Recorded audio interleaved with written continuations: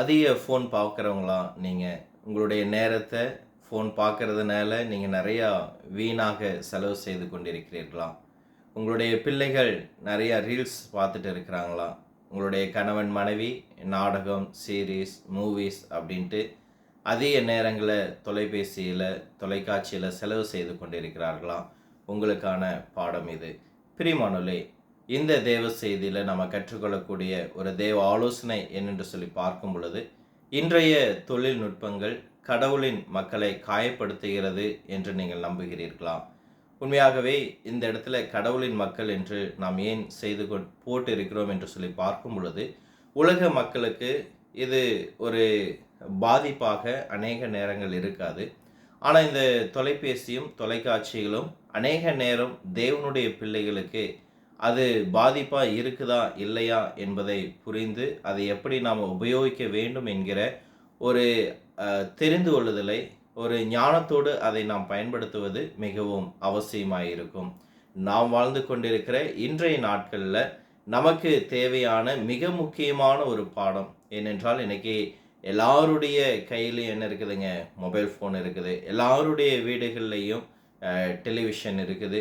அவை இன்றைக்கி அநேக மக்கள் அநேக நேரங்கள் தொலைபேசியில் தான் தங்களுடைய நேரங்களை செலவு செய்கிறோம். அவை இந்த பாடம் மிக முக்கியமான பாடம். இந்த பாடத்தை தொலைபேசியில் அதிக நேரம் செலவு செய்யக்கூடிய உங்களுடைய நண்பர்களுக்கோ சபை விசுவாசிகளுக்கோ நீங்கள் அறிந்த ஜனங்களுக்கு இதை நீங்கள் கண்டிப்பாக பகிர்ந்து கொள்ளுங்கள்.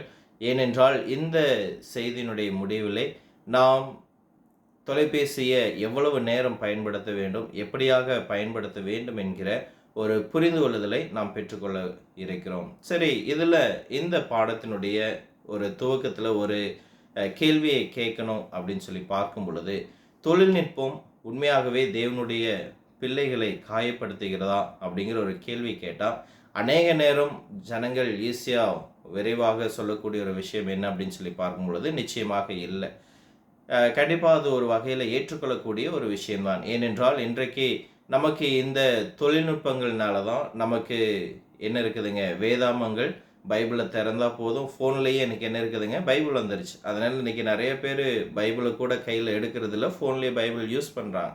இன்றைக்கி அநேக நேரங்கள் பிரசங்க குறிப்புகளை நம்ம விரைவாக எடுக்கணும் அப்படின்னா அது மொபைல் ஃபோனில் போய் இன்டர்நெட்டில் போனால் அநேக பிரசங்க குறிப்புகள் இருக்கிறது. அநேக நேரங்கள் சமூக ஊடகங்கள் மூலமாக அநேக செய்திகள், சுவிசேஷங்கள் பேசப்படுகிறது. பாருங்கள், நான் கூட இந்த ஒரு செய்தியை உங்களிடத்துல எது மூலமாக தான் சொல்கிறேன், இந்த ஃபோன் மூலமாக, இந்த தொழில்நுட்பத்தின் மூலமாக தான் இந்த செய்தியை எங்கேயோ இருக்கிற உங்ககிட்ட என்னால் என்ன செய்ய முடியுதுங்க, பேச முடியுது. எங்கேயோ இருக்கிற நீங்கள், என்னை யாருன்னு தெரியாத நீங்கள் இந்த தேவ செய்தியை கேட்க ஒரு பிரயோஜனமாக இருக்கிறது.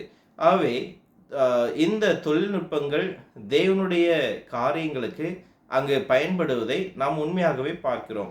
இது மாத்திரமல்ல, அநேக வருடங்களாக இந்த செய்தியை பிரசங்கித்த செய்தியாளர் சொல்லும் பொழுது கிட்டத்தட்ட 15 ஆண்டுகளுக்கு மேலாக world video Bible school, gospel broadcasting network அப்படிங்கிற நிறுவனங்கள் எல்லாம் அநேக தேவ செய்திகளை, அநேக தேவ ஆலோசனைகளை என்ன செய்கிறாங்க, இந்த தொழில்நுட்பத்தின் மூலமாக அவர்கள் இந்த உலகத்திற்கு சுவிசேஷத்தை கொண்டு செல்லக்கூடிய ஒரு கருவியாக இந்த தொழில்நுட்பத்தை அவர்கள் பயன்படுத்துகிறார்கள். ஆனால் தொழில்நுட்பம் பிரச்சனை இல்லை. தொழில்நுட்பம் அநேக நேரங்களில் தேவனுடைய செய்திகளையும் தேவனுடைய ஊழியங்களையும் அநேக இடங்களுக்கு எடுத்து செல்ல அது பயன்படுத்துகிறது. அவை இங்கு பிரச்சனை தொழில்நுட்பம் அல்ல, மாறாக அந்த தொழில்நுட்பத்தை பயன்படுத்தும் விதம்தான் இங்கே என்ன செய்யுதுங்க, பிரச்சனையாக இருக்கிறது.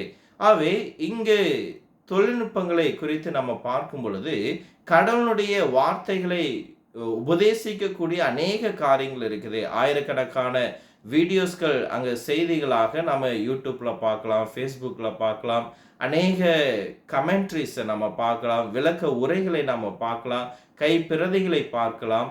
ஆகவே இப்படி தொழில்நுட்பத்தில் தேவனுடைய காரியங்கள், தேவனுடைய ஆலோசனைகள் தேவனை பற்றிய படிக்கக்கூடிய அநேக விஷயங்கள் அங்கு கொடுக்கப்பட்டிருக்கிறது. அவை இந்த தொழில்நுட்பங்கள் உண்மையாகவே சுவிசேஷத்தை அநேக ஜனங்களுக்கு எடுத்து செல்வதற்கு ஒரு வழிவகுக்கக்கூடிய ஒரு விஷயமாக இருக்கிறது. இன்னும் சொல்லப்போனா இந்த தொழில்நுட்பத்தை பயன்படுத்தி தேவனுடைய வார்த்தையை பிரசங்கிக்க கர்த்தர் நம்ம என்ன செய்றாருங்க, அனுமதிக்கிறார்.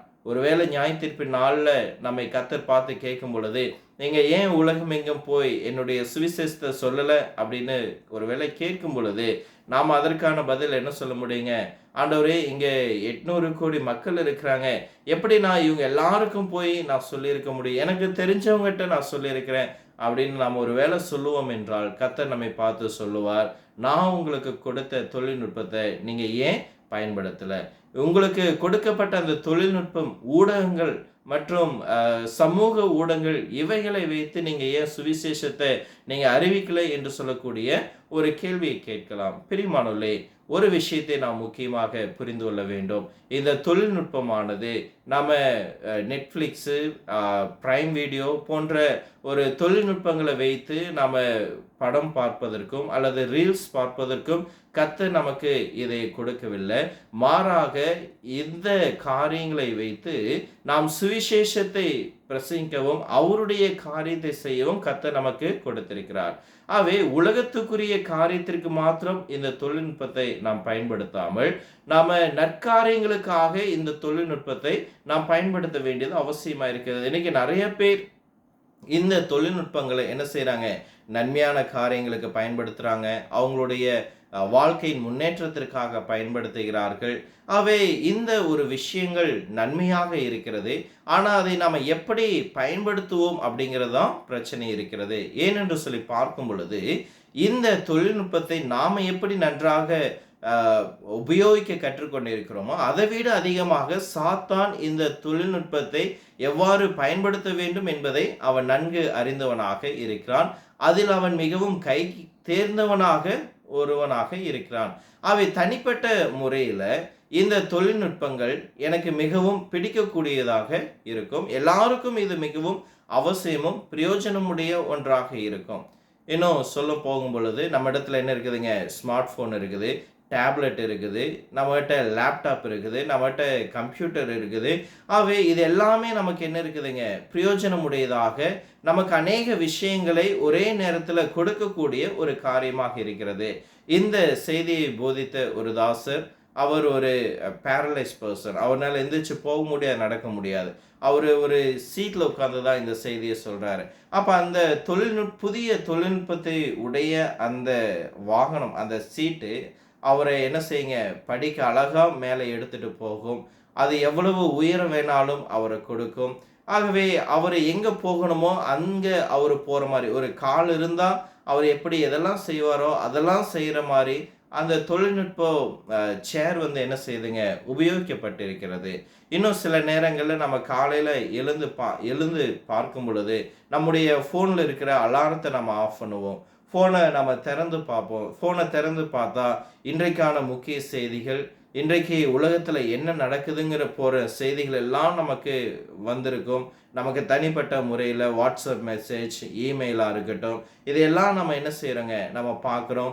இன்னும் சில நேரங்களில் பார்க்கும்போது தொழில்நுட்பங்கள்னால என்னுடைய ஃபேன் ஆஃப் பண்ணு, ஏசியை ஆஃப் பண்ணு, லைட்டை போடு. அப்போது கட்டல்லேருந்து எந்திரிக்கிறதுக்கு முன்னாடியே இந்த தொலைபேசியை வைத்து நம்ம அநேக காரியங்களை என்ன செய்கிறோங்க, நம்ம செய்யக்கூடியதாக இருக்கிறோம். அப்போது இந்த ஒரு தொழில்நுட்பம் நமக்கு பிரயோஜனமானதாக இருக்கிறது. அப்போ இந்த தொழில்நுட்பம் நமக்கு எப்படி தீமையும் நமக்கு எப்படி நன்மையும் இருக்கிறது என்பதை நாம் கற்றுக்கொள்ள வேண்டும். நான் தொழில்நுட்பம் அப்படின்னு அதிகமாக உபயோகப்படுத்தினங்களா, இந்த தொழில்நுட்பம் அப்படிங்கிறது எதையெல்லாம் வரையறுக்கிறது, எதை பற்றி கூறுகிறேன் அப்படின்னு சொல்லி பார்க்கும் பொழுது, smart phone, tablet, internet, television, movies, media போன்ற காரியங்கள், இதெல்லாம் நம்மை உற்சாகப்படுத்தக்கூடிய, என்டர்டெயின் பண்ணக்கூடிய ஒரு விஷயங்கள்.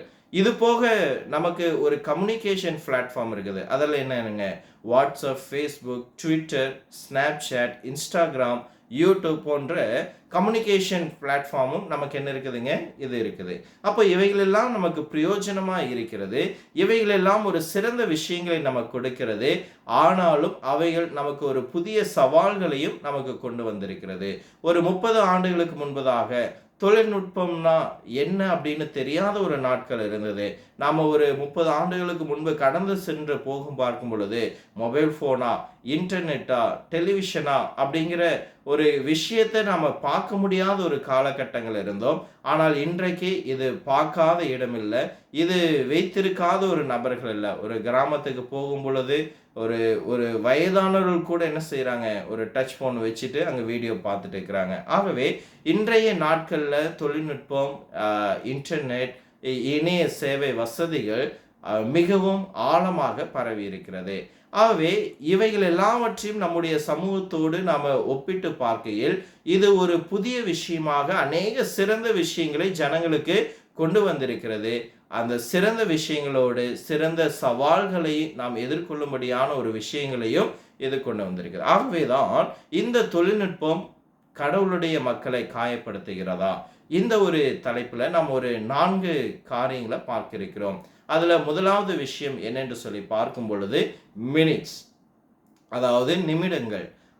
நிமிடங்கள் அப்படின்னு சொல்ல வரும் பொழுது எதை நாம் குறிப்பிடுகிறோம் என்று சொல்லி பார்க்கும் பொழுது நம்முடைய நேரத்தை நாம் குறிப்பிடக்கூடியதாக இருக்கிறோம். பிரியமானவர்களே, இன்றைக்கு தொலைபேசிகளும் இந்த தொழில்நுட்பங்களும் நம்முடைய நேரங்களை உறிஞ்சி குடிக்கக்கூடிய ஒரு சாதனங்களாக இருக்கிறது. They are sucking our times. எனக்கு ஃபேஸ்புக்காக இருக்கட்டும், யூடியூப்பாக இருக்கட்டும், டிக்டாக்காக இருக்கட்டும், எனக்கு ரீல்ஸ் என்று சொல்லக்கூடிய ஒரு ஷார்ட் வீடியோக்கள் என்ன செய்திருக்குதுங்க, இதெல்லாம் நிறைந்ததாக இருக்குது. அப்போது இதில் நம்ம போய் பார்க்கும் பொழுது ஒருவேளை உங்களுக்கு பிடிச்ச சமையலை நீங்கள் பார்க்குறீங்க, ஃபுட்பாலை பார்க்குறீங்க, வாகனம் வாங்குறதை நீங்கள் பார்க்குறீங்க அப்படின்னா இதெல்லாம் உங்களுக்கு அடுத்தது இதை சார்ந்த வீடியோக்கள் எதெல்லாம் இருக்குதோ அதையெல்லாம் உங்களுக்கு கொடுத்து உங்களை தொடர்ந்து அதை பார்க்கும்படியாக செய்யக்கூடிய ஒரு ஈர்ப்பு விசையாக அது இருக்கிறது. ஆகவே அந்த வீடியோக்கள் எல்லாம் ஒரு நிமிஷம் 2 நிமிஷம் அப்படிங்கிற மாதிரி ஒரு குறுகிய வீடியோவாக தான் இருக்கும். நமக்கு பார்த்தா உண்மையாகவே நாம் அதில் அதிக நேரத்தை செலவு செய்கிற மாதிரி நமக்கு தோணாது.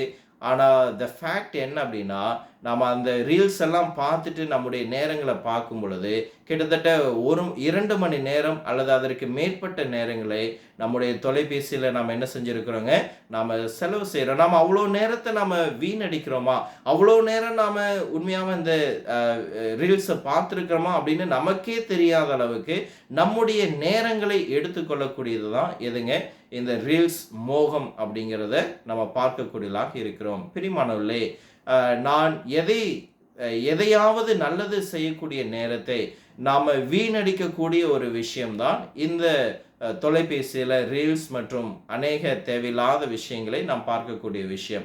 அவைதான் யோவான் 9:7 இயேசு கிறிஸ்து சொல்லும் பொழுது, பகற்காலம் இருக்கும் அளவுக்கும் நான் என்னை அனுப்பினருடைய கிரியை செய்ய வேண்டும், ஒருவனும் கிரியை செய்யக்கூடாத ராக்காலம் வருகிறது. ஆண்டவர் இயேசு கிறிஸ்து என்ன சொல்றாருங்க, நான் செய்ய வேண்டிய ஒரு வேலை எனக்கு இருக்கிறது, என்னுடைய நேரத்தை நிர்வகிக்கக்கூடிய ஒரு கடமை எனக்கு கொடுக்கப்பட்டிருக்கிறது, எனக்கென்று ஒரு நோக்கம் இருக்கிறது, அந்த நோக்கத்தை அடைய என்னை திசை திருப்பக்கூடிய எந்த விஷயத்திற்கும் நான் என்ன செய்யக்கூடாது, என்னை அனுமதிக்க கூடாது.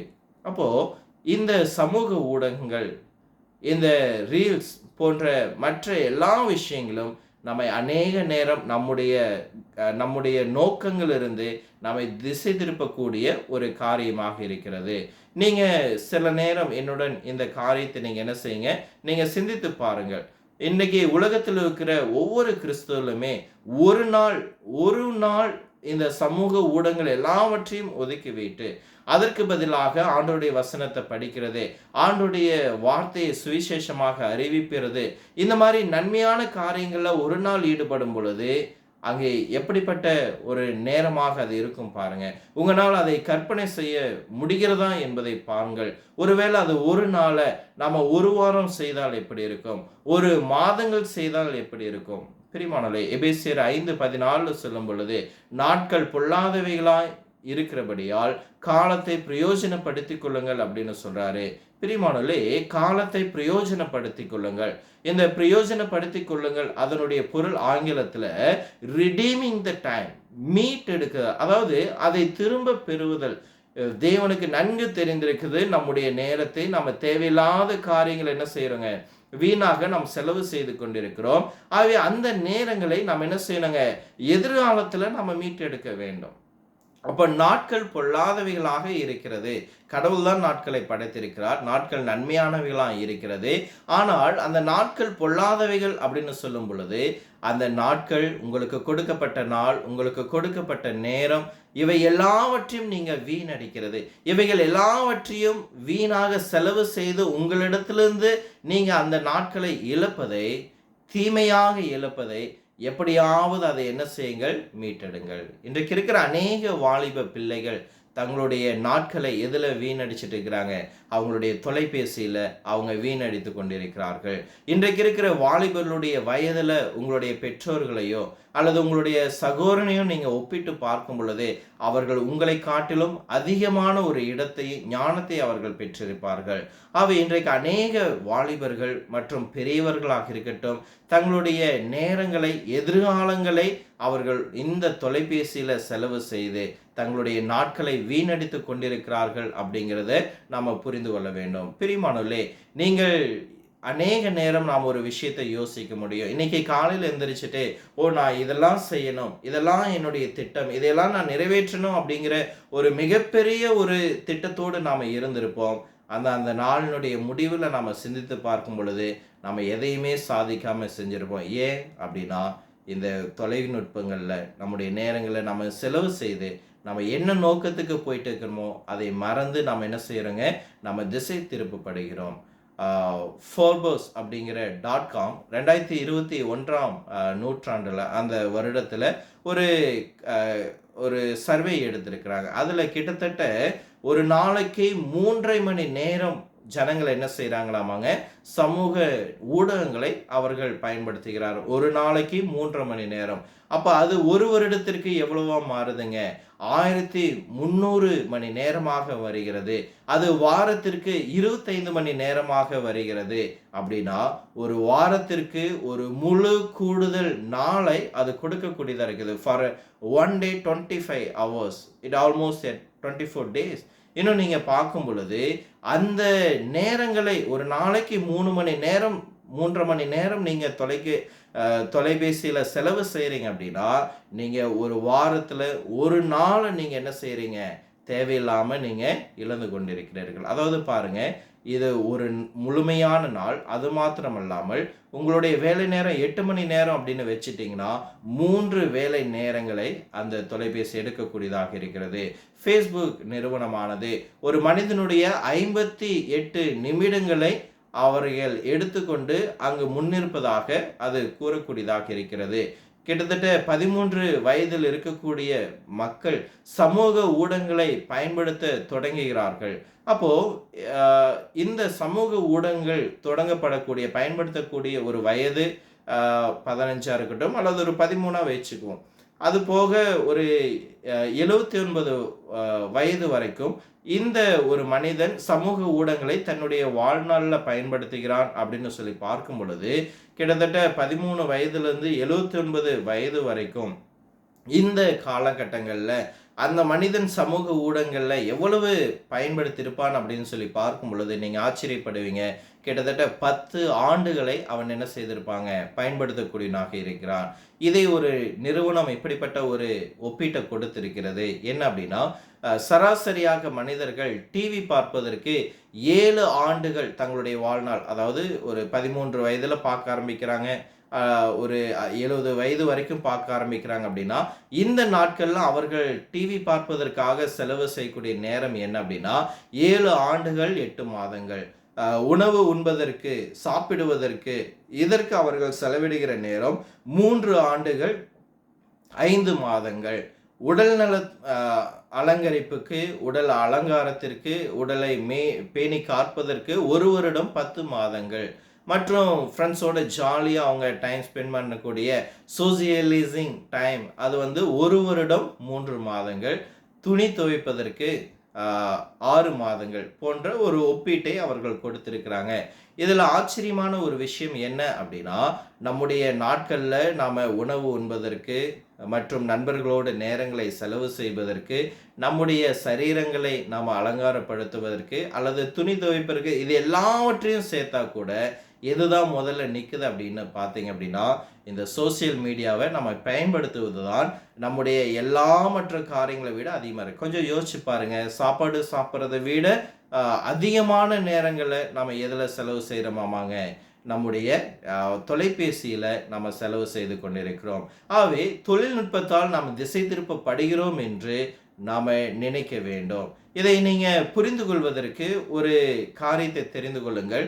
ஒரு மனிதன் தன்னுடைய வாழ்க்கையில் 12% நேரங்களை அவன் சமூக ஊடகங்களில் அவன் என்ன செய்கிறாங்க, செலவு செய்ய ஆரம்பிக்கிறான். அப்போ பாருங்க, தன்னுடைய வாழ்நாளில் 12% அவனுடைய நேரங்களை எங்க செய்கிறாங்க, ஊடகங்களுக்கு செலவு செய்கிறார்கள். ஆனால் பைபிள் படிப்பதற்கு நேரம் கிடையாது. பைபிள் இந்த மாதிரி செய்திகளை பார்ப்பதற்கு அவளுக்கு நேரங்கள் கிடையாது. வேத வசனங்களை மனப்பாடம் செய்வதற்கு அவளுக்கு நேரம் கிடைக்காது. எனக்கு பைபிள் கிளாஸ் நடத்துறதுக்கு நேரம் இல்லை அப்படிம்பாங்க. ஆனால் இதை காட்டிலும், இதற்கு செலவு செய்கிற நேரங்களை காட்டிலும் சமூக ஊடகங்களுக்கு, தேவையில்லாத காரியங்களுக்கு அநேக தங்களுடைய நேரங்களை செலவு செய்கிறார்கள். காமன் சென்ஸ் மீடியா அப்படிங்கிற ஒரு நிறுவனம் நடத்திய ஒரு ஆய்வில் அவங்க சொல்லக்கூடிய டீன்ஸ் அண்ட் ட்வின்ஸ், அதாவது ட்வின்ஸ் அப்படிங்கிறவங்க 8 வயதிலிருந்து 12 வயதில் இருக்கக்கூடிய ஒரு பிள்ளைகள் ஒரு நாளைக்கு சராசரி 5 மணி நேரம் 33 நிமிடங்கள் அவர்கள் தொலைபேசியில், தொழில்நுட்பம், ஊடகங்களில் செலவு செய்கிறார்கள். டீன்ஸ் அப்படிங்கிற 13லேருந்து 18 வயது இருக்கக்கூடிய பிள்ளைகள் ஒரு நாளைக்கு 7 மணி நேரத்திலிருந்து 22 மணி நேரங்கள் தங்களுடைய நேரங்களை செலவு செய்கிறாங்க. அப்போது இந்த குறிப்பிட்ட சில ஆண்டுகளை மாத்திரம் 17% இந்த டீன்ஸ் அண்ட் ட்வின்ஸ் இவர்கள் பயன்படுத்தக்கூடிய இந்த தொழில்நுட்பங்கள், நேரங்கள் அங்கே என்ன இருக்குதுங்க, அங்கே அதிகமாக இருக்கிறது. ஒரு முறை ஒரு செய்தியாளர் சொன்ன ஒரு கதையை நான் சொல்கிறேன். ஒரு முறை ஒரு போதகர் அங்கே ஸ்டீவார்ட்ஷிப் பற்றி, அதாவது பணி பொறுப்புகள், நமக்கான பொறுப்புகளை பற்றி ஒரு பாடத்தை அவர் போதித்து கொண்டிருக்கும் பொழுது, நம்ம கடவுளுக்கு நம்முடைய வாழ்க்கையில் 10% அப்படிங்கிறத ஒரு பிகினிங் பாயிண்டாக வைக்கணும். நம்ம குறைஞ்சது 10%லேருந்து கர்த்தருக்காக கொடுக்க நாம் ஆரம்பிக்கணும். அதுக்கு மேலாக அதை நம்ம குறைஞ்சது வச்சுட்டு அதற்கு மேலாக கொடுக்க நம்ம ஆரம்பிக்கணும் அப்படின்னு சொல்லும் பொழுது, அந்த கூட்டத்தில் இருந்த ஒரு பெண்மணி தன்னுடைய கையை உயர்த்தி, அவருக்கு கிட்டத்தட்ட ஒரு 80 வயது இருக்கும் என்று சொன்னார்கள். அவரை கை உயர்த்தி அந்த போதகரை பார்த்து சொன்னார்கள், நம்ம அநேக நேரம் கர்த்தருக்கு கொடுக்கக்கூடிய விஷயத்திற்கு மாத்திரம் 10% கொடுக்க வேண்டும், 10%லேருந்து நம்ம கொடுக்கணும்னு போதிக்கிறோம். ஆனால் இதே நேரங்களை குறித்து வரும் பொழுது நாம் அப்படி சொல்லுவதில்லையே. ஒருவேளை சிந்தித்து பாருங்கள், நம்ம கர்த்தருக்காக நம்முடைய நேரத்தை 10% நம்ம கொடுக்க நம்ம முன் வர வேண்டும் அப்படிங்கிற ஒரு காரியத்தை அவங்க வச்சாங்க. எவ்வளவு அழகான ஒரு சிந்தனை அப்படின்னு பாருங்க. நம்முடைய வாழ்நாளில் நாம் கர்த்தருக்கென்று ஒரு 10% ஒரு 10% நாம் கொடுக்க நாம் ஆரம்பிக்க வேண்டும். அப்போ நாம் நம்முடைய நேரத்தை எவ்வாறு செலவிடுகிறோம் என்பதை நாம் இங்கே சிந்தித்து பார்க்கும் பொழுது, ஒருவேளை அந்த பெண்மணி, அந்த தாயார் சொன்னது போல ஒரு 10% நம்ம கர்த்தருக்காக நம்முடைய வாழ்நாளில் நம்ம கொடுக்க ஆரம்பிக்கிறோம் அப்படின்னா நம்ம என்னென்ன செய்ய முடியுங்கிற ஒரு உதாரணத்தை நான் கொடுக்குறேன். ஒரு வாரத்திற்கு 168 மணி நேரங்கள். இந்த 168 மணி நேரங்களில் 10% நம்ம வச்சுக்கிட்டோம் அப்படின்னா ஒரு வாரத்திற்கு கர்த்தருக்கென்று நம்ம கொடுக்கக்கூடிய மணி நேரங்கள் எவ்வளோ அப்படின்னா 17 hours, 17 மணி நேரங்கள் அப்படிங்கிறத பார்க்குறோம். சரி, இப்போ இந்த 17 மணி நேரங்களை நம்ம என்ன செய்ய முடியும் அப்படின்னா, ஒருவேளை ஒரு சில சபைகளில் என்ன செய்யிருக்குங்க, அங்கே காலையில் பைபிள் ஸ்டடி இருக்கும், ஆராதனைக்கு முன்னாடி காலையில் ஆராதனை இருக்கும், மாலையில் ஆராதனை இருக்கும், ஜெப கூட்டங்கள் இருக்கும். இது எல்லாவற்றிலும் ஒரு விசுவாசி தவறாமல் இந்த கூட்டங்கள் ஞாயிற்றுக்கிழமை எல்லாம் இவர் பயன்படுத்துகிறார், இதிலெல்லாம் தவறாமல் கலந்து கொள்கிறார் அப்படின்னா 7 மணி நேரத்தை அந்த வாரத்தில் அவர் உபயோகப்படுத்துகிறார். சரி, அதுபோக சபையினுடைய அனைத்து வழிபாட்டு தலங்கள்லையும் அவர் என்ன செய்கிறாருங்க, அவர் பயன்படுத்துகிறார். ஒரு நாளைக்கு பைபிளை வாசிப்பது, 1 மணி நேரம் ஜெபிக்கிறார் அப்படின்னு நீங்கள் வைத்துக் கொள்ளுங்கள். இவைகள் எவ்வளோ நாள் செலவு செய்கிறார் அப்படின்னு சொல்லி பார்க்கும் பொழுது 7 மணி நேரங்களை செலவு செய்கிறார். அப்போ எவ்வளோ ஆச்சுங்க? 7, 5, 12 மணி நேரம் ஆச்சு. அதே ஒரு கிறிஸ்தவர் ஒவ்வொரு நாளும் மாலை 4 மணிக்கு அவர் வேலை முடித்து வீட்டுக்கு வந்த பிறகு, சாயங்காலம் வீட்டுக்கு வந்த பிறகு, திங்கட்கிழமை முதியோர் இல்லத்திற்கு போய் அவர் 1 மணி நேரம் அவங்களுக்கு ஊழியம் பண்ணுறாரு. செவ்வாய்க்கிழமை மருத்துவமனைக்கு போய் 1 மணி நேரம் ஊழியம் பண்ணுறாரு. புதன்கிழமை சபைக்கு வராதவர்களை போய் பார்த்து அவளிடத்துல ஊழியம் பண்ணுறாரு. வியாழக்கிழமை விசுவாசத்தில் நிலைத்திருக்காத ஜனங்களை போய் பார்த்து 1 மணி நேரம் ஊழியம் பண்ணுறாரு. அப்படின்னு ஒரு 4 மணி நேரத்தை நாம் கூட்டி கொண்டோம் என்றால் அங்கு 5, 7, 12, 12 + 4 எவ்வளோங்க? 17 மணி நேரம். இவை எல்லாவற்றையும் நம்ம சரியாக செய்யும் பொழுது கர்த்தருக்காக ஒரு வாரத்துக்கு நாம் என்ன செய்ய முடியுங்க? நம்முடைய நேரங்கள்லேருந்து நாம் 10% நாம் என்ன செய்ய முடியுங்க? கர்த்தருக்காக கொடுக்க முடியும். அப்போ இதை எல்லாவற்றையும் நம்ம செய்து முடித்தாலும் நம்ம இடத்துல இன்னும் எவ்வளோ இருக்குதுங்க? 10% தான் இவ்வளோ நேரத்தை தரோம் அப்படின்னா நம்முடைய கையில் இன்னும் எவ்வளோ நேரம் இருக்குங்க? 90% நேரங்கள் நம்முடைய கைகளில் இருக்கும். ஆனால் மக்கள் இன்றைக்கு என்ன சொல்லுவாங்க? ஓ, அதெல்லாம் நான் செய்ய முடியாது, எனக்கு நேரம் இல்லை, எனக்கு நிறைய வேலை இருக்குது, இதையெல்லாம் நான் செய்வதற்கு எனக்கு கண்டிப்பாக நேரம் இல்லை அப்படிம்பாங்க. ஒருவேளை நீங்கள் அப்படி சொல்லுவீங்கன்னா ஒரு விஷயத்தை புரிந்து கொள்ளுங்கள். இந்த 10% காட்டிலும் நீங்கள் அதிகமான நேரங்களை உங்களுடைய ஊடகங்களுக்கு, இந்த சோசியல் மீடியாவுக்கு, தேவையில்லாத காரியங்களுக்கு நாம் செலவு செய்து கொண்டிருக்கிறோம். ஆகவே இந்த தொழில்நுட்பங்கள் நம்முடைய நேரத்தை அது உறிஞ்சக்கூடியதாக ஒன்றாக இருக்கிறது. நம்முடைய நேரங்களை வீணடிக்கக்கூடிய ஒன்றாக இருக்கிறது. அந்த நேரங்களை நாம் ஜாக்கிரதையாக பயன்படுத்திக் கொள்வோம். இரண்டாவதாக மோராலிட்டி, அதாவது ஒழுக்க காரியங்களை குறித்து நாம் பார்க்கிறோம். முதலாவது சமூக ஊடகங்கள், தொழில்நுட்பங்கள் இவைகள் நம்முடைய நேரத்தை தவறாக பயன்படுத்துகிறது. இரண்டாவதாக ஒழுக்க கேடுகளை இது அதிகமாக கொடுக்கக்கூடிய ஒரு சூழ்நிலையில நம்ம பார்க்கக்கூடியதா இருக்கிறோம். ஒழுக்க கேடுகள் அப்படின்னா என்ன என்று சொல்லி பார்க்கும் பொழுது ஓரின சேர்க்கைகள் பற்றிய ஒரு தவறான ஒரு புரிந்து கொள்ளுதலை ஜனங்களுக்கு மத்தியில் என்ன செய்யுதுங்க? இது ஒரு புகுக்கக்கூடிய ஒரு விஷயமாக இருக்கிறது. கடந்த ஆண்டுகளோடு நம்ம கம்பேர் பண்ணி பார்க்கும் பொழுது இந்த ஓரின சேர்க்கை ஏற்றுக்கொள்களுடைய பர்சன்டேஜ் அங்கே உயரக்கூடியதாக இருக்கிறது. ஒன்றும் இல்லை, 1988 வருடங்களில் அந்த புள்ளி விவரங்களின்படி 11% ஜனங்கள் தான் என்ன செய்தார்கள்? இந்த ஓரின சேர்க்கையை அவர்கள் ஏற்றுக்கொண்டார்கள், அங்கீகரித்தார்கள். ஆனால் 2023 நடந்த ஒரு புள்ளி விவரங்களில் கிட்டத்தட்ட 71% மக்கள் இந்த ஓரின சேர்க்கை, அதாவது ஆணும் ஆணும் திருமணம் செய்து கொள்ளலாம், பெண்ணும் பெண்ணும் திருமணம் செய்து கொள்ளலாம், அவங்க தங்களுடைய ஆணாக இருக்கிறவங்க பெண்ணாக தன்னை மாற்றிக்கொள்ளலாம், பெண்ணாக இருக்கிறவங்க தன்னை ஆணாக மாற்றிக்கொள்ளலாம் போன்ற இந்த விழிப்புணர்வு 71% என்ன செஞ்சிருக்குதுங்க? அங்கே அதிகரித்திருக்கு. அப்போ ஒரு குறுகிய காலத்தில் இதனுடைய எண்ணிக்கையிலும் இதனுடைய நம்பிக்கையிலும் அங்கு சரி என்பதை அநேக ஜனங்களுக்கு அங்கு புகுத்திருக்கிறது. இதுக்கெல்லாம் என்ன காரணம் அப்படின்னு நீங்கள் பார்த்தீங்கன்னா, நெட்ஃப்ளிக்ஸ், ஹூலு, டிஸ்னி போன்ற இந்த பிளாட்ஃபார்ம் எல்லாம் நீங்கள் எடுத்துட்டீங்க அப்படின்னா இந்த ஓரின சேர்க்கைகள் சரியானது அப்படிங்கிறத ஜனங்களுக்கு சரியானது அப்படின்னு கொண்டு செல்ற மாதிரி அநேக சீரீஸ், அநேக படங்களை அவங்களுக்கு என்ன செய்யுதுங்க? அங்கே கொடுக்கக்கூடியதாக இருக்குது.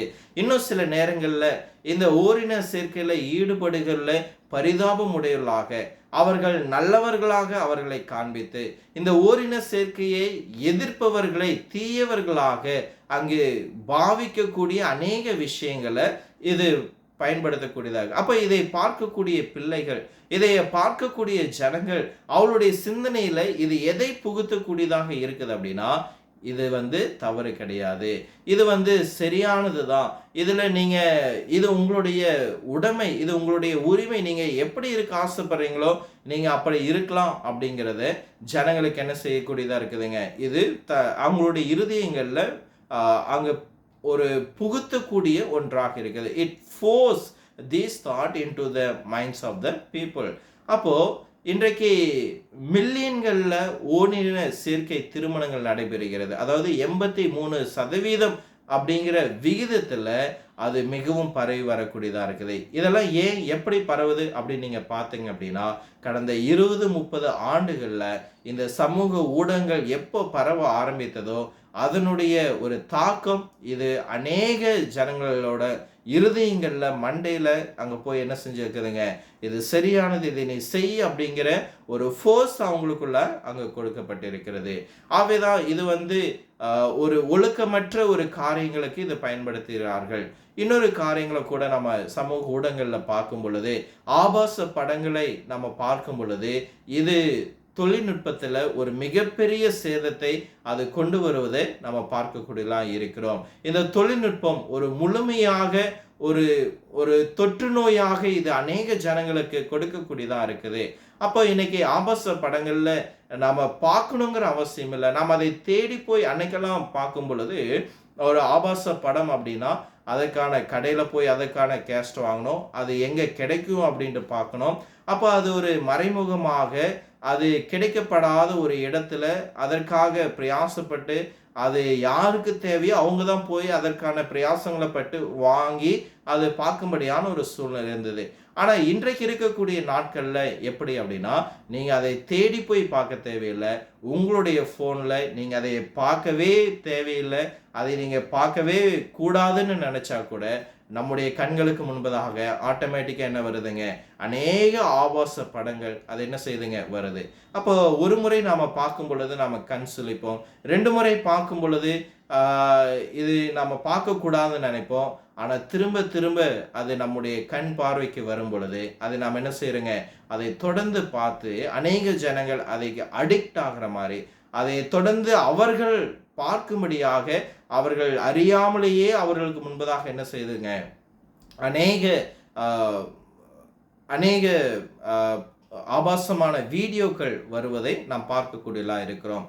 அநேக நேரம் அநேக ஊழியர்களுடைய குடும்பங்களுடைய வாழ்க்கை இந்த ஆபாச படங்கள் பார்ப்பதனால அங்கே சிதையக்கூடியதாக இருக்கிறது. கணவன் அதிகமாக ஆபாசம் படம் பார்க்கறனால அல்லது மனைவி அதிகமாக ஆபாசம் படம் பார்க்கறனால அவங்களுடைய குடும்பத்தினுடைய உறவுகள் அங்கு சிதையக்கூடியதை நம்ம பார்க்கக்கூடியதாக இருக்கிறோம், நம்ம கேட்கக்கூடியதாக இருக்கிறோம். அப்போ இதில் ஆச்சரியமான ஒரு விஷயம் என்ன அப்படின்னு சொல்லி பார்க்கும் பொழுது, இங்கு 2 பங்கு ஆண்கள் என்ன செய்யறாங்க, மாதத்திற்கு ஒரு முறையாவது ஆபாச படங்களை பார்க்கிறார்கள் அப்படிங்கிற ஒரு புள்ளி விவரங்களை நமக்கு கொடுக்கிறாங்க.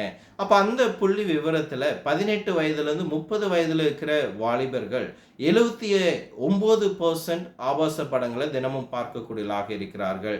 31லேருந்து 49 வயதுடைய 67% மக்கள் ஆபாச படங்களை பார்க்கக்கூடியதாக இருக்கிறார்கள். 50லிருந்து 68 வயதுடையவர்கள் 50% ஆபாச படங்களை பார்க்குறாங்க. இதுலேயும் ஆச்சரியம், 18லேருந்து 30% இருக்கக்கூடிய வாலிப பிள்ளைகள் 30% பேர் ஒவ்வொரு நாளும் ஆபாச படங்களை என்ன செய்கிறார்களாமாங்க, பார்க்கிறார்கள். அப்போ பாருங்க, இந்த சமூக ஊடகங்கள் இன்னும் சில நேரங்களில் ஃபேஸ்புக்கில் கூட இப்படிப்பட்ட ஆபாச படங்கள் வருது, அவங்க அதை தடுக்கிறோம், அதுக்கு நாங்கள் அனுமதிக்கிறது இல்லை, சில நெறிமுறைகள் இருக்குது அப்படிங்கிறாங்க. ஆனாலும் இன்றைக்கு அநேகருடைய கையில் என்ன இருக்குதுங்க, ஆபாச படங்கள். அவங்க எங்கேயும் வெளியே போக தேவையில்லை, அவங்களுடைய கையில் இருக்குது. அவங்க அதை ஒரு தனிப்பட்ட முறையில் அவங்களுடைய அறையில் வீடுகளை பாதுகாப்போடு அதை பார்க்கும்படியான ஒரு தொழில்நுட்பம் தான் இன்றைக்கு மோசமாக அது வளர்ந்து கொண்டிருக்கிறது. அவை இந்த பொழுதுபோக்கு துறையில இந்த தொழில்நுட்பத்தை பயன்படுத்தி பிசாசு என்னென்ன செய்திருக்கிறான் அப்படிங்கிறத நம்ம பார்ப்போம். திரைப்படங்கள், தொலைக்காட்சிகள் இது எல்லாவற்றையும் பயன்படுத்தி பிசாசு ஒரு நல்ல வேலையை செய்திருக்கிறான். அது என்ன அப்படின்னா, ஓரின சேர்க்கைகள் தவறானதல்ல, ஆணும் திருமணம் செய்து கொள்ளலாம், பெண்ணும் திருமணம் செய்து கொள்ளலாம், நீங்க என்ன செய்யலாம், நீங்க உங்களுடைய ஜெண்டரை நீங்க மாற்றிக்கொள்ளலாம் அப்படிங்கிற ஒரு தவறான புரிதல் உள்ளதில் அவங்க கொண்டு வந்திருக்கிறான். இந்த திரைப்படங்கள் மூலமாக, இந்த தொழில்நுட்பங்கள் மூலமாக ஆபாசமான காரியங்களை, ஆபாச படங்களை கொடுத்து மனிதனுடைய சிந்தனைகளை அவன் என்ன செய்யறாங்க, அவன் வீணடித்த ஒருவனாக இருக்கிறான். விபச்சார உறவுக்காக நம்மை அவன் ஆதரவளிக்க அவன் என்ன செய்யறானுங்க, அவன் நம்மை திசை திருப்பக்கூடிய ஒருவனாக இருக்கிறான். ஆவே பிரியமானவர்களே, சில நாட்களுக்கு முன்பு ஒரு நண்பரை பார்க்கும் பொழுது அந்த நண்பருடைய வீட்டில் டிவிக்கு பக்கத்தில் இப்படிப்பட்ட ஒரு வரி எழுதியிருந்தது. அது என்ன அப்படின்னா, இயேசுவை சிலுவைக்கு அனுப்பிய விஷயங்களால் நாம் எப்படி பொழுது போகிறதற்கு ஆளாகலாம். அப்போ இந்த உலக விஷயங்கள தான் ஆண்டவர் இயேசு கிறிஸ்துவ சிலுவைக்கு அறைய அங்க அனுப்பியது. அப்ப சிலுவைக்கு ஆண்டவர் இயேசு கிறிஸ்துவை அழைத்து சென்ற இந்த வீணான உலக காரியங்களை, உலக பொருட்களை நாம எப்படி நம்முடைய வீடுகள்ல அனுமதிக்கலாம்? ஆகவே பிரியமானவர்களே, உங்களுக்கு தெரியும், தொழில்நுட்பம் மற்றும் நம்முடைய பொழுதுபோக்கு என்று வரும் பொழுது நாம் இந்த விஷயங்களை நம் மனதில் வைத்துக் கொள்ள வேண்டும். அதுல என்ன இருக்குதுங்க? மோரல், ஒழுக்க கேடுகள் அங்கு இருக்கிறது அப்படிங்கிறத நம்ம தெரிந்து கொள்ள வேண்டும். அடுத்தது மூணாவதாக மிஸ்இன்ஃபர்மேஷன். தொழில்நுட்பங்கள் அநேக நேரம் தவறான கருத்துக்களை இது என்ன செய்யக்கூடியதாக இருக்குதுங்க? பயன்படுத்தக்கூடியதாக இருக்கிறது. த நியூயார்க் டைம்ஸ் அப்படிங்கிற ஒரு பத்திரிகையில் அவங்க கொடுத்திருக்கக்கூடிய ஒரு கட்டுரையில் என்ன சொல்லியிருக்கிறாங்க அப்படின்னா, சமூக ஊடகங்கள் தங்களை தவறான தகவல்களால் நிரப்பியுள்ளது அப்படிங்கிறத அவங்க கவலையோடு அதை தெரிவித்துக் கொள்கிறார்கள். இன்றைக்கு இருக்கிற அநேக இளைஞர்களுக்கு எது உண்மை எது பொய்ன்னு தெரியாத அளவுக்கு சமூக ஊடகங்கள்ல அநேக தவறான கருத்துக்கள் அது நிரம்பி இருக்கக்கூடியதாக இருக்கிறது. அது தேசத்தை பற்றிய பிரதமராக இருக்கலாம், அங்கு நாட்டினுடைய தேசத்தினுடைய மாநிலத்துடைய முதல்வராக இருக்கலாம், அல்லது கிளைமேட் சேஞ்சாக இருக்கலாம், மழை வருது, வெயில் போன்ற பருவநிலை மாற்றங்களை குறித்த செய்திகளாக இருக்கலாம், ஏன் இன்னும் கோவிட் போன்ற நோய்களை பற்றிய ஒரு காரியங்களாக இருக்கலாம், தடுப்பூசி பற்றிய காரியங்களாக இருக்கலாம். இன்னும் சொல்லப்போனால் ஒவ்வொரு விஷயத்திலுமே அங்கு சமூக ஊடகங்களில் ஒரு தவறான தகவல்கள் தொடர்ந்து என்ன செய்து தான் வருதுங்க, அங்கு பரவி கொண்டு தான் வருது. பியூ ரீசர்ச் சென்டர் அப்படிங்கிறவங்க கொடுத்த ஆய்வின்படி இன்றைக்கி 86% மக்கள் தங்களுடைய செய்திகளை எதில் பெறுகிறார்கள் அப்படின்னு சொல்லி பார்க்கும் பொழுது இந்த தொழில்நுட்பம், மொபைல் ஃபோனில் தான் என்ன செய்கிறாங்க, பெற்றுக்கொண்டு இருக்கிறார்கள்.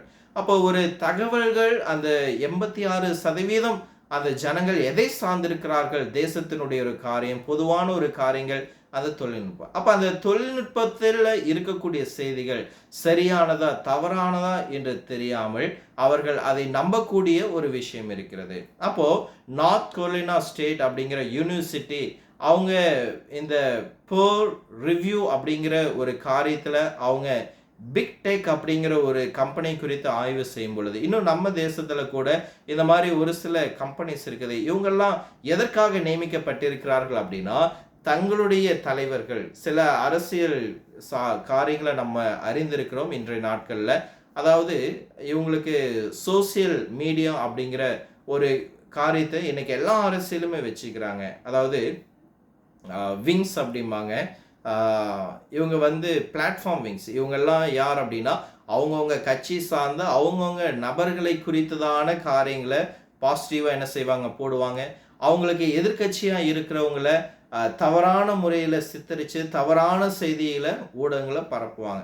அப்போ பார்க்கும் பொழுது இன்றைக்கு ஒவ்வொரு அரசியலும் கூட நம்ம ஒரு சரியான செய்திகளை, தகவல்களை பெற்றுக்கொள்கிறோமா அப்படிங்கிற ஒரு கேள்விக்குறி அங்கே இருக்குது அப்படிங்கிறத நம்ம புரிந்து கொள்ள வேண்டும். ஏனென்றால் அவரவர் தங்கள் தலைவருக்கும் கட்சிக்கும் சார்ந்த நன்மையான காரியங்களை பரப்புவாங்க. மற்ற கட்சியினரை, எதிர்கட்சியினரை அவர்கள் தவறான வழியில் அவர்கள் சித்தரிப்பார்கள். அப்போ இந்த சமூக ஊடகங்களில் நாம் சரியான தகவலை பெற்றுக்கொள்கிறோமா அப்படிங்கிறத நாம் கண்டிப்பாக உறுதி செய்ய வேணும். அப்போ இன்னைக்கு ஜனங்கள் அநேக நேரம் தகவலை பெற்றுக்கொள்ளக்கூடிய ஒரு இடம், அநேக பிளாட்ஃபார்ம் இருக்குது. கூகுள் மற்றும் ஃபேஸ்புக், இந்த 2 விஷயங்கள் அநேக மக்கள் இன்றைக்கு தங்களுடைய ஆதாரங்கள், தகவல்களை தேடக்கூடிய ஒரு தளமாக இருக்கிறது. அப்போ இதை நீங்கள் ஒரு நிமிடம் கற்பனை செய்து பாருங்கள். ஒரு புதிய கிறிஸ்தவரையோ அல்லது ஒரு குழந்தையை எடுத்துக்கொண்டு அவர்களை ஒரு நாளைக்கு 5 முதல் 7 மணி நேரம் இவர்கள் மொபைல் ஃபோனில் தங்களுடைய நேரத்தை செலவு செய்கிறாங்க. அப்போ இந்த 7 மணி நேரம் 5 மணி நேரம் ஒரு நாளைக்கு ஃபோன் அவர்கள் பார்க்கும் பொழுது அது அவர்களை பாதிக்கிறதா? அவர்கள் உலகத்தை பற்றிய ஒரு தவறான செய்தியை பெற்றுக்கொள்கிறார்களா, நல்ல செய்தியை பெற்றுக்கொள்கிறார்களா, அவர்கள் வேதாம அறிவை பெற்றுக்கொள்கிறார்களா? இந்த கேள்வியை நீங்கள் யோசித்து பார்க்கும் பொழுது அநேக நேரம் நாம் வேதாம ரீதியாகவும், அறிவியல் ரீதியாகவும், அரசியல் ரீதியாகவும், சமூக ரீதியாகவும், பாலியல் ரீதியாகவும், ஒழுக்க ரீதியாகவும் நாம் சரியானதை நாம் பெற்றுக்கொள்கிறோமா அப்படிங்கிறத நாம் சரி செய்ய வேண்டிய ஒரு தருணம் இது. உங்கள் பிள்ளைகள் மொபைல் ஃபோனில் 5 மணி நேரம் 6 மணி நேரம் பார்க்கும் பொழுது ஓரின சேர்க்கை பற்றிய ஒரு காரியத்தை அவர்கள் என்ன பெற்றுக்கொள்கிறாங்க, அது சரி அப்படிங்கிறத அவங்க புரிந்து கொள்கிறார்களா? நான் ஜெண்டரை மாற்றிக்கலாம், நான் என்னுடைய என்னுடைய என்னுடைய இனத்தில் இருக்கிறவங்களையே ஒரு ஆணை திருமணம் செய்யலாம், பெண்ணை திருமணம் செய்யலாம் அப்படிங்கிற ஒரு தவறான புரிந்து கொள்ளுதல அவங்களுக்கு 5 மணி நேரம் 7 மணி நேரம் இந்த சமூக ஊடகங்கள் அவங்களுக்கு கொடுக்கும் அப்படிங்கிறத நீங்கள் மிகவும் ஜாக்கிரதையாக நீங்கள் புரிந்து கொள்ளுங்கள். ஆகவே always make sure that your children or yourself you have a right thoughts and a good information from the technology. அடுத்தது இந்த விஷயத்தில் நாம் உண்மையாக இருக்கணும், உறுதியாக இருக்கணும். ஏன் அப்படின்னு சொல்லி பார்க்கும் பொழுது சமூக ஊடகங்களில் எல்லா நேரங்களிலும் தவறான தகவல் தான் இருக்குது. அதுக்கு ஒரு மிகப்பெரிய உதாரணம் இந்த கொரோனா COVID-19 இதைய தொழில்நுட்பங்கள் எல்லாம் செய்திகள் எல்லாம் ஆரம்பத்தில் தவறானவைகளாக என்ன செய்ததுங்க, அது சித்தரிக்கப்பட்டது. இதெல்லாம் பொய் அப்படிங்கிற ஒரு பிரச்சாரங்கள் கூட நடந்தது. ஆனால் கடைசியில் பார்க்கும்போது அது எல்லா உலகத்தையே அது வந்து பாதிக்கும் பொழுது தான் அது உண்மை அப்படிங்கிறத நம்பினாங்க. So always make sure that you have a right information from the technology. அடுத்தது இறுதியாக 4வதாக இந்த தொழில்நுட்பம் மிஷன் அப்படிங்கிற ஒரு விஷயத்தில் பார்க்குறோம். நோக்கம் அப்படின்னு வரும்பொழுது இப்போ இந்த நோக்கம் அப்படின்னா இந்த தொழில்நுட்பத்தின் மூலம் நம்முடைய நோக்கத்தை, நம்முடைய இலக்கை நம்ம என்ன செய்கிறோம்?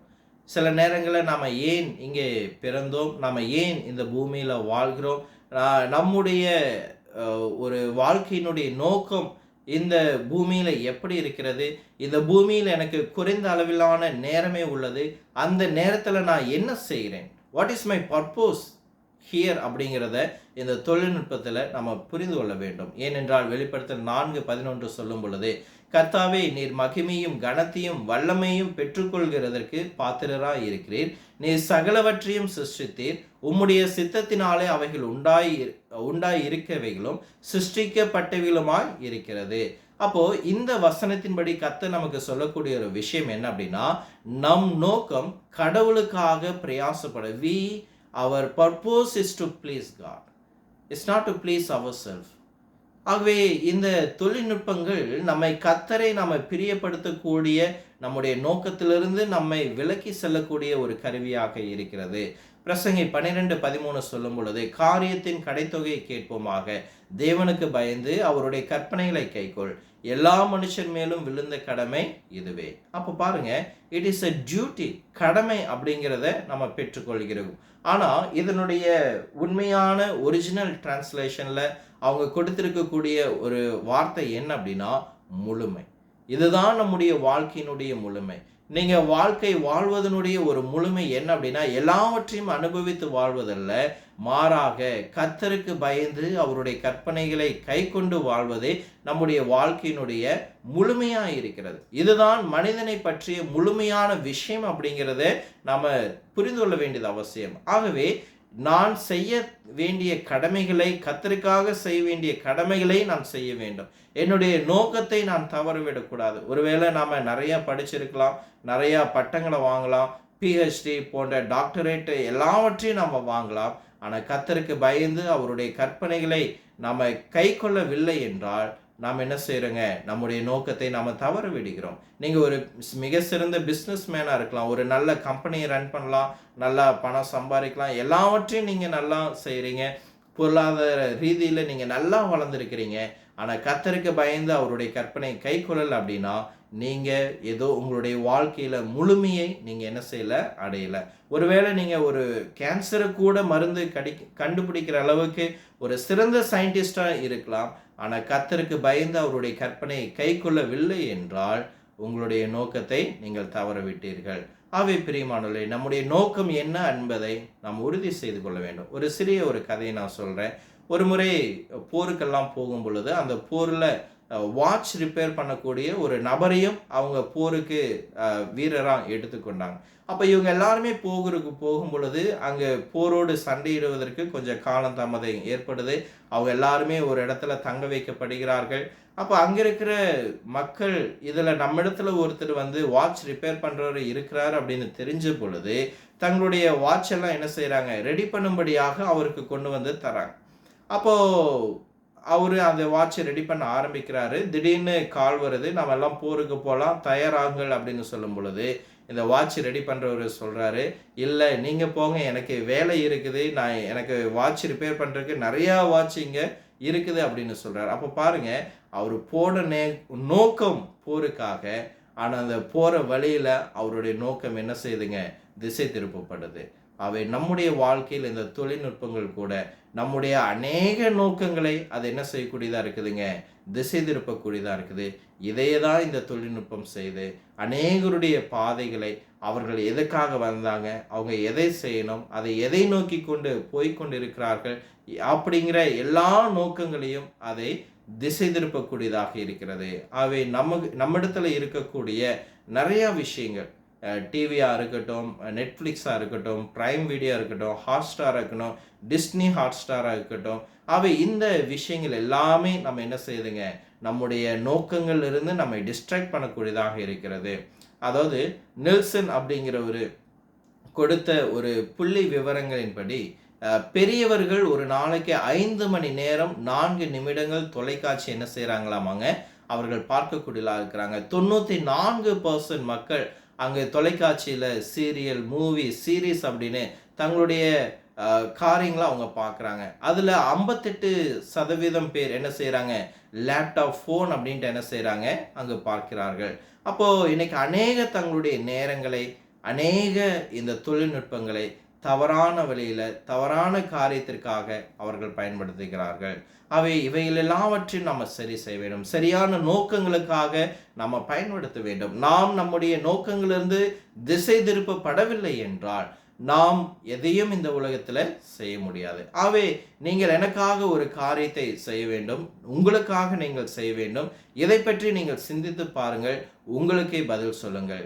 என்ன அப்படின்னு சொல்லி பார்க்கும் பொழுது, இந்த வாரம் நான் எத்தனை மணி நேரம் ஜெபத்தில் செலவு செய்தேன், இந்த வாரம் நான் எத்தனை மணி நேரம் பைபிள் படிக்க செலவு செய்தேன், இந்த வாரம் வழிபாட்டு தலங்களில் நான் எத்தனை மணி நேரம் என்னுடைய நேரத்தை செலவு செய்தேன், சுவிசேஷ ஊழியத்தில் மற்றவர்களுக்கு போதிப்பதில் நான் எவ்வளவு நேரம் என்னுடைய நேரத்தை செலவு செய்தேன். லூக்கா 19:10 சொல்லும் பொழுது நம்முடைய நோக்கம் இயேசு கிறிஸ்துனுடைய நோக்கம் இழந்து போனதை தேடவும் ரட்சிக்கவுமே அப்படின்னு சொல்றார். அப்போ நான் ஒரு கிறிஸ்துவனாக இருந்தால், என்னுடைய ஆண்டவர் இயேசு கிறிஸ்து அவருடைய இரத்தத்தினால் சம்பாதித்து கொண்ட ஒரு சபையினுடைய ஒரு பகுதியாக நான் இருந்தேன் என்றால், அந்த சபையின் தலைவராகிய கிறிஸ்துனுடைய நோக்கம் என்னவோ அதே நோக்கம் என்னுடையதாக இருக்க வேண்டும். யோவான் 9:7 சொல்லும் பொழுது, இயேசு பகற்காலம் இருக்கும் அளவும் நான் என்னை அனுப்பினுடைய கிரியை செய்ய வேண்டும், ஒருவனும் செய்யக்கூடாத ராக்காலம் வருகிறது என்றார். அதாவது நமக்குன்னு ஒரு நோக்கம் இருக்கிறது, நாம் செய்ய வேண்டிய ஒரு விஷயம் இருக்கிறது, அதற்கான குறைந்த அளவு நேரமே நமக்கு இருக்கிறது. அந்த நேரங்களை, காலங்களை நாம் பிரயோஜனப்படுத்தி கொள்ள வேண்டும். இயேசு கிறிஸ்துனுடைய வாழ்க்கையில ஒரு நியாயஸ்திரி அவரிடம் வந்து ஒரு கேள்வி கேட்டார். போதகரே, நியாயப்பிரமாணத்தில் எந்த கற்பனை முதன்மையானது அப்படின்னு கேட்கும் பொழுது இயேசு சொன்னார், உன் முழு இருதயத்தோடும், உன் தேவனாகிய கர்த்தரிடத்தில் உன் முழு இருதயத்தோடும், முழு ஆத்துமாவோடும், முழு மனதோடும் அன்பு கூறுவாயாக, இதுவே முதலாம் கற்பனை என்று மத்தேயு 22:36-38 வரைக்கும் ஆண்டவர் இயேசு கிறிஸ்து சொன்னார். நம்முடைய தொழில்நுட்பமோ அல்லது வேறு எந்த காரியங்களோ அந்த இலக்கிலிருந்து நம்ம என்ன செய்யக்கூடாதுங்க, திசை திருப்பக்கூடாது. அது ஒருபோதும் நீங்களும் நானும் நம்முடைய வாழ்க்கையில் அனுமதிக்கூடாது. கர்த்தர் தாமே இந்த பாடத்தை கொண்டு நம்மை ஆசீர்வதிப்பாராக. நன்றி.